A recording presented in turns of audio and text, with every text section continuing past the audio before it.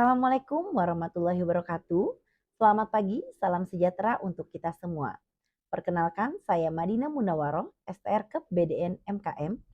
Saya merupakan salah satu dosen di program studi kebidanan, program Sarjana Terapan Universitas Indonesia Maju. Sebagai seorang dosen, saya telah melaksanakan Tridharma perguruan tinggi, yaitu pengajaran, penelitian, dan pengabdian masyarakat. Pada kesempatan ini, saya akan menjelaskan salah satu mata kuliah yang saya ampu, yaitu feto maternal dan neonatal. Sebelum masuk sistem pengajaran, izinkan saya menjelaskan terlebih dahulu mata kuliah yang saya ampu, yaitu feto maternal dan neonatal. Mata kuliah ini merupakan mata kuliah wajib pada program studi kebidanan, program sarjana terapan. Mata kuliah ini berada pada semester 7 dengan bobot SKS, 2 SKS teori, dan 1 SKS praktik. Pada sistem pengajaran, saya menerapkan aspek delivery, interaction, dan assessment yang disingkat dengan DAI.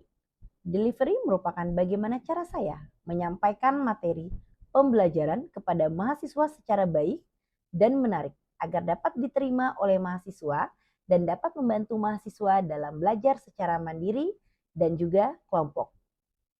Mata kuliah feto maternal dan neonatal dirancang untuk memberikan pemahaman mendalam mengenai kesehatan ibu selama masa kehamilan, deteksi dini pada kehamilan, proses persalinan, dan juga di sini penata laksanaan neonatus sejak lahir dari awal kehidupan.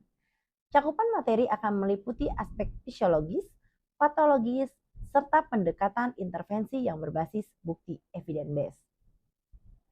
Selanjutnya, tujuan utama dari perkuliahan ini adalah untuk membekali mahasiswa dengan kompetensi klinis dan akademik yang dibutuhkan dalam menangani kasus-kasus yang melibatkan ibu hamil, neonatus, baik dalam konteks pelayanan primer maupun rujukan. Materi yang saya sajikan mengacu terhadap capaian pembelajaran pada mata kuliah feto maternal dan neonatal, yaitu di sini ada 4 aspek, yaitu aspek sikat, aspek keterampilan umum, aspek keterampilan khusus, dan aspek pengetahuan. Dari capaian pembelajaran diturunkan menjadi CPMK. Di sini ada 8 CPMK. Dari CPMK tersebut diturunkan menjadi 14 sub CPMK yang dibagi 14 pertemuan, tidak termasuk ujian tengah semester dan ujian akhir semester. Adapun referensi yang saya gunakan pada materi yang saya ajarkan adalah dari buku dan jurnal-jurnal saya sendiri, sebagaimana referensi kebaharuan dalam memberikan materi pengajaran. Berikut referensinya. Baiklah, itu tadi aspek delivery yang saya terapkan. Kemudian aspek selanjutnya adalah interaction. Interaction merupakan interaksi saya kepada mahasiswa, yaitu kegiatan tatap muka antara dosen dan mahasiswa untuk membahas materi perkuliahan yang dilakukan baik di dalam kelas maupun di laboratorium untuk mencapai capaian pelajaran. Adapun sistem interaction yang saya terapkan menggunakan metode pembelajaran student center learning yang merupakan metode pembelajaran untuk mendidik mahasiswa lebih kreatif, aktif, mandiri sesuai kemampuan masing-masing. Adapun beberapa sistem student learning, yaitu di sini yang pertama ada interactive learning, metode pembelajaran yang dilakukan untuk memaparkan materi secara tatap muka atau secara langsung kepada mahasiswa, baik di dalam kelas maupun di laboratorium, dan menyisipkan pertanyaan kepada mahasiswa dan pendapat mahasiswa. Selanjutnya di sini small group discuss. Di sini metode pembelajaran yang melibatkan antar mahasiswa, kelompok mahasiswa, dan dosen dalam menggali dan menganalisis topik, bahasan, dan materi.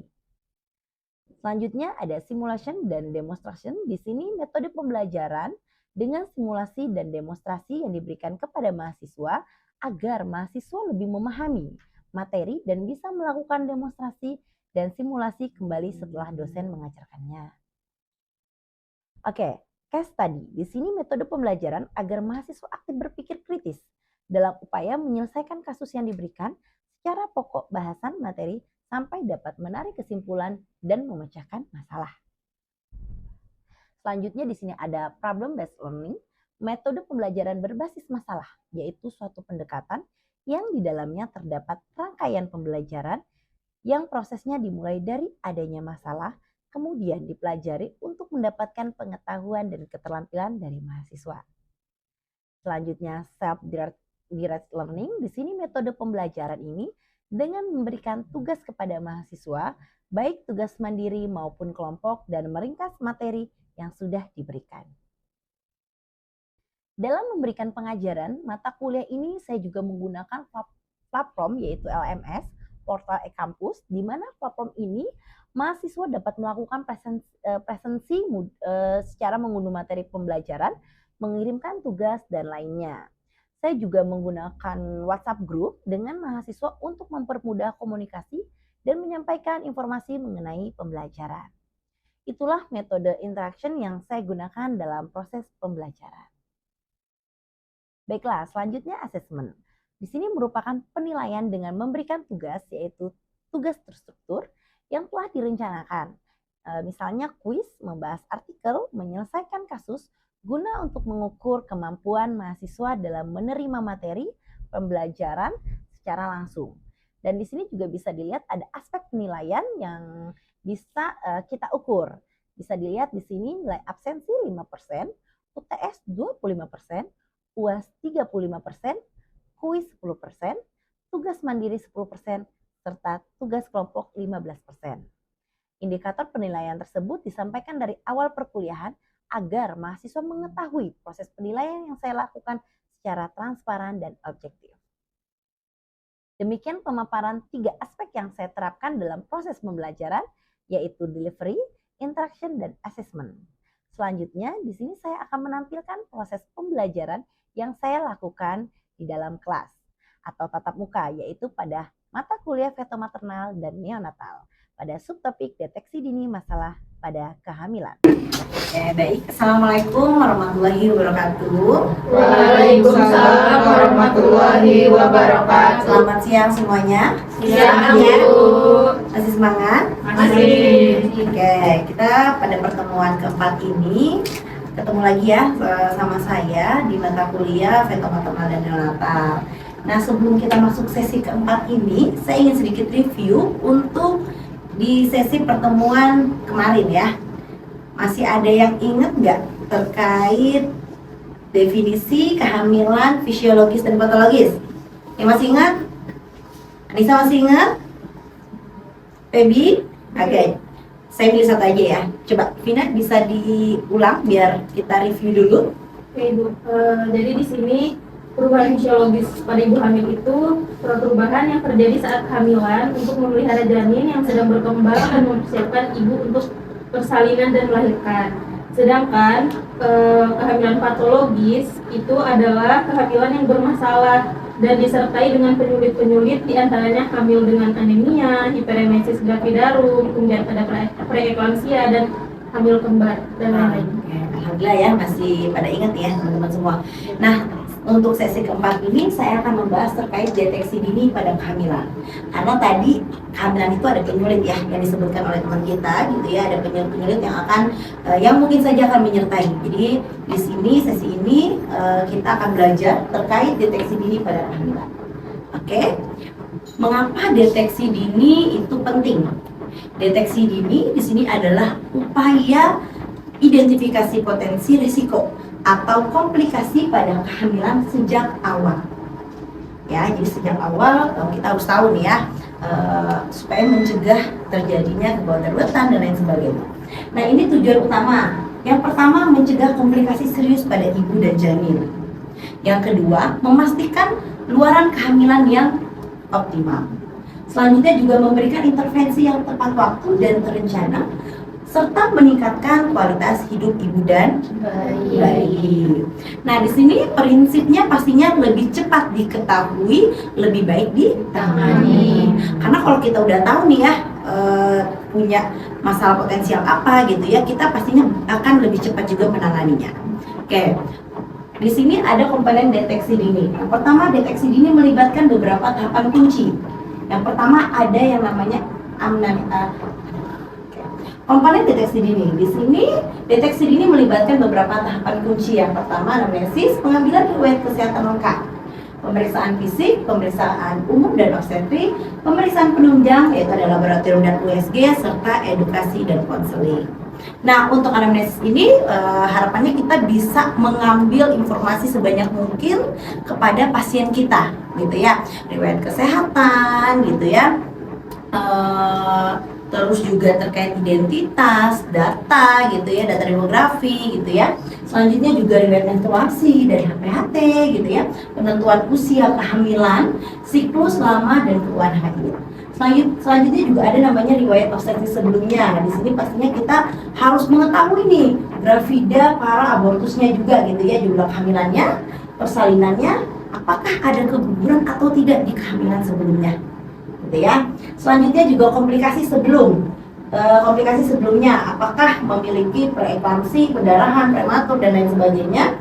Riwayat kesehatan di sini memiliki riwayat kesehatan terkait hipertensi mungkin gitu ya, ibunya mengalami hipertensi pernah, atau DM, diabetes mellitus, selanjutnya juga jantung, autoimun dan lain sebagainya, serta memiliki penyakit menular atau tidak. Contohnya di sini HIV, hepatitis gitu ya, tuberkulosis dan sifilis. Serta apakah si pasien memiliki riwayat alergi gitu ya, atau pernah dioperasi atau tidak. Nah, selanjutnya riwayat keluarga. Di sini terkait apakah keluarga memiliki penyakit genetik gitu ya, DM, diabetes mellitus gitu ya, dan juga kehamilan kembar. Selanjutnya juga di sini gaya hidup dan sosial si pasien itu bagaimana? Apakah merokok atau mungkin mengkonsumsi alkohol gitu ya, untuk mengetahui gizinya, lingkungannya gitu ya, serta lainnya. Oke. Selanjutnya juga pemeriksaan fisik gitu ya. Kita perlu nih supaya kita dapat mendeteksi kehamilan tersebut gitu ya. Yang pastinya kita harus melakukan pemeriksaan fisik untuk menilai kondisi ibu dan janin. Nah, di sini pemeriksaan umum. Pascal, bisa dibacakan pemeriksaan umum itu? Pemeriksaan umum, tanda-tanda vital, tekanan darah, nadi, suhu, respirasi, berat badan, tinggi badan, IMT, mata, anemia, difteria, dan leher, tiroid, sama ekstremitas, sama Oke, terima kasih banyak. Nah, selanjutnya ada namanya pemeriksaan obstetrik. Di sini ada abdomen. Itu pemeriksaannya apa aja sih gitu ya? Dimana kita pastinya akan melakukan palpasi gitu ya, untuk mengetahui letak, presentasi, selanjutnya juga posisi, kalsirat, dan juga TBJ gitu ya. Selanjutnya juga untuk mengetahui tinggi pundus uteri, untuk mengetahui kesesuaian usia kehamilan. Selanjutnya juga di jantung janin gitu ya.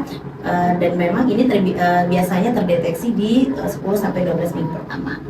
Oke, selanjutnya juga kita akan melakukan pemeriksaan genitalia eksternal gitu ya. Jika memang ada infeksi, itu kita bisa mendeteksi lebih awal. Serta panggul jika ada indikasi. Oke. Nah, ada namanya pemeriksaan penunjang. Di sini memang penting ya kita untuk melakukan pemeriksaan penunjang ini untuk bisa mendeteksi lebih awal. Salah satunya di sini pemeriksaan darah, gitu ya. Pemeriksaan darah ini untuk ibu hamil sudah harus dilakukan pada trimester pertama ya, untuk mengetahui terkait HB pasien kita, gitu ya. Selanjutnya golongan darah dan resusnya serta glukosa darahnya. Jadi untuk screening diabetes mellitus, nah ini biasanya memang sudah harus dilakukan pada di trimester awal gitu. Nah, selanjutnya juga urinalis, di sini juga sama ya. Ini untuk trimester awal sudah dilakukan screening ini gitu ya. Protein urin untuk mengetahui gitu ya, screening apakah ada preeklamsi gitu ya, serta glukosa dan lain sebagainya. Nah, selanjutnya juga screening penyakit menular. Biasanya di sini kita akan melakukan pemeriksaan HBsAg untuk mengetahui hepatitis B gitu ya, anti HIV, dan juga di sini pemeriksaan sifilis. Nah, selanjutnya USG gitu ya.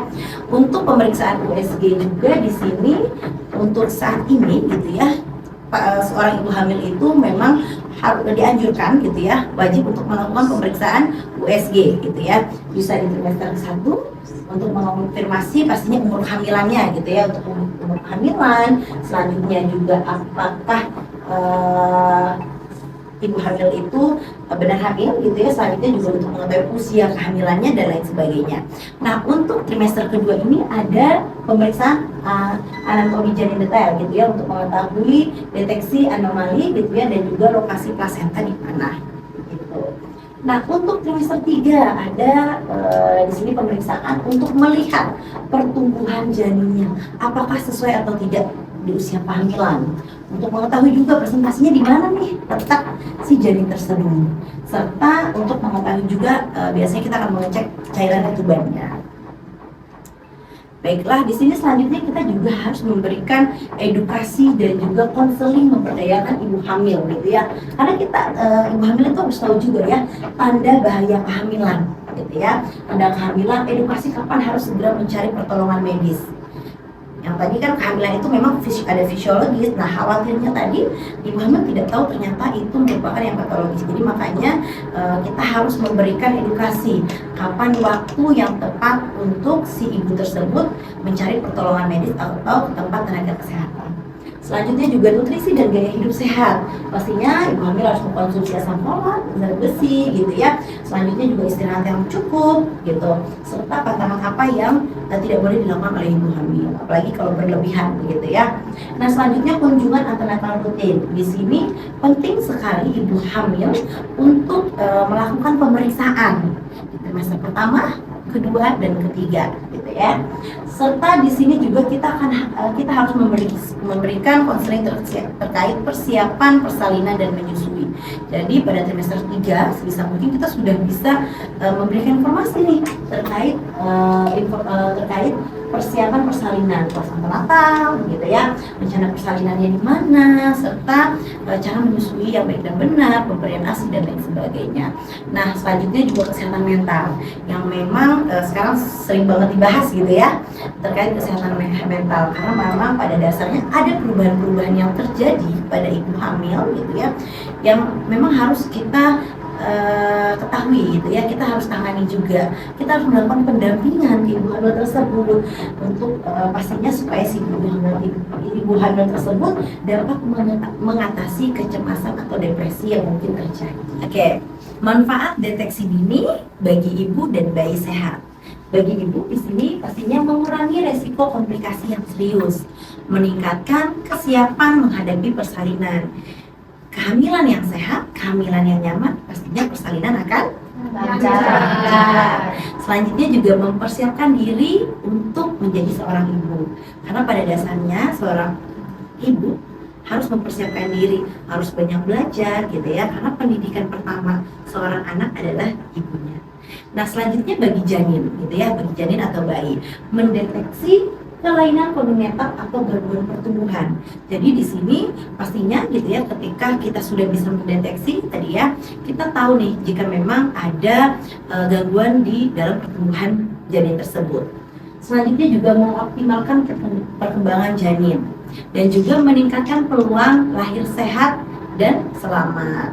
Nah, bagi tenaga kesehatan memungkinkan perencanaan asuhan yang lebih baik dan tepat. Oke, sampai sini ada yang mau bertanya dulu? Oke, boleh, silakan. Bu, saya izin bertanya. Kenapa riwayat kesehatan itu penting dipertanyakan saat kita sedang melakukan pemeriksaan, padahal itu sudah riwayat yang lalu? Oke, bagus ya pertanyaannya. Kenapa riwayat kesehatan yang lalu itu perlu ditanyakan, walaupun sudah lampau ya? Pada dasarnya di sini untuk deteksi itu kan upaya mengidentifikasi gitu ya potensi risiko yang akan terjadi atau komplikasi yang akan terjadi pada kehamilan gitu ya. Nah, jika kita mengetahui gitu ya, kita mengetahui riwayat penyakit yang lampau, contohnya misalnya si ibu tersebut pernah mengalami hipertensi dalam kehamilan gitu ya.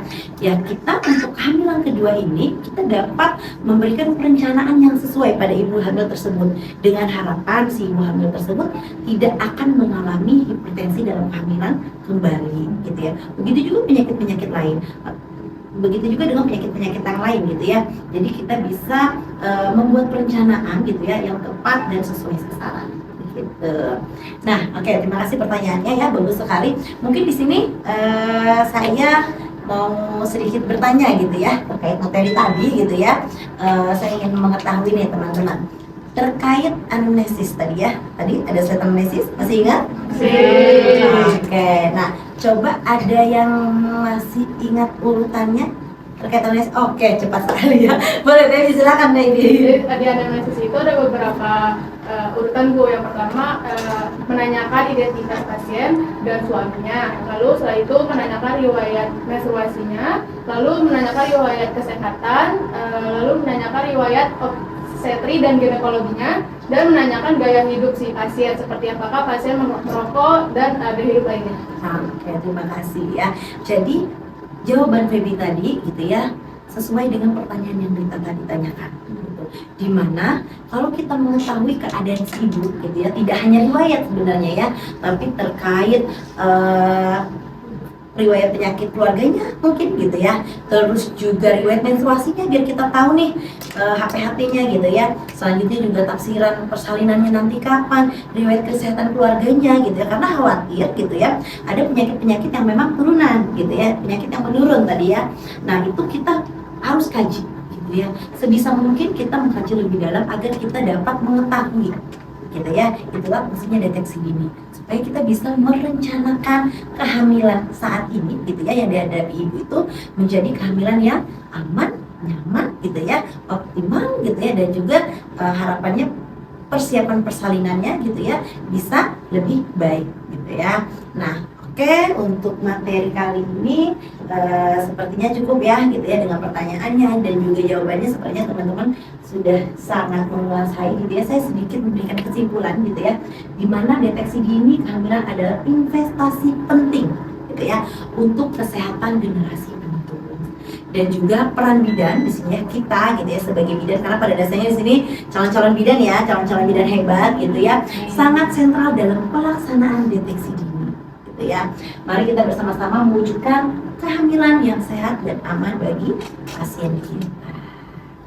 Nah di sini untuk materi ini gitu ya bisa dilihat ini adalah referensi-referensi yang saya gunakan gitu ya. Begitu juga dengan salah satunya ada penelitian saya gitu ya, ada penelitian saya yang mungkin teman-teman juga sudah pernah saya berikan gitu ya, karena memang sudah ada dari 2 tahun yang lalu sudah pernah terbit gitu ya. Nah ini saya masukkan untuk sebagai acuan pembelajaran teman-teman. Nah sebelum ditutup ini ada sedikit tugas gitu ya buat teman-teman, bisa dilihat nanti juga di sini saya masukkan di portal kampus. Mungkin setelah ini silakan teman-teman absensi dan juga bisa lihat tugasnya gitu ya, dan juga untuk kapan waktu pengumpulannya. Oke, mungkin itu saja yang dapat saya sampaikan. Semoga kita ketemu lagi ya di minggu depan. Wabillahi taufiq wal hidayah. Assalamualaikum warahmatullahi wabarakatuh. Waalaikumsalam warahmatullahi wabarakatuh.